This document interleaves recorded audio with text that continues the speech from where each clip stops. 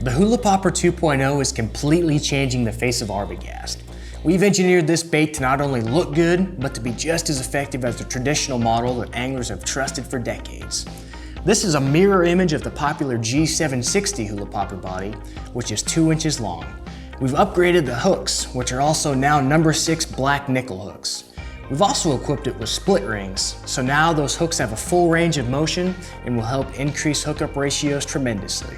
The rear feather dress treble hook is another visually stunning feature about this bait. These feathers sit just beneath the surface of the water and have a beautiful tail-like appearance.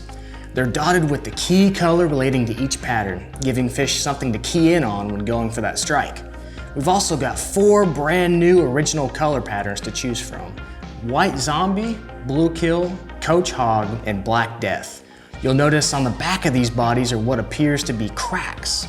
This is created from a sensation from fast drying paint. The bright colored base layer of paint is put down initially and then gets a clear coat.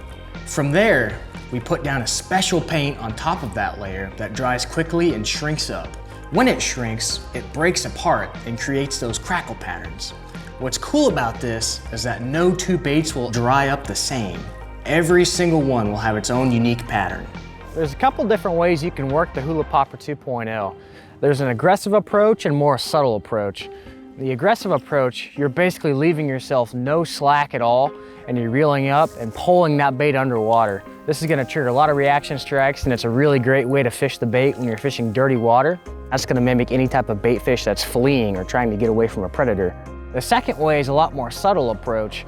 This is great for when you're fishing clear water. You're gonna wanna leave yourself a little bit of slack in your line. It's gonna allow that bait to not move quite nearly as far when you're making those sweeping motions with your rod tip to make that bait pop.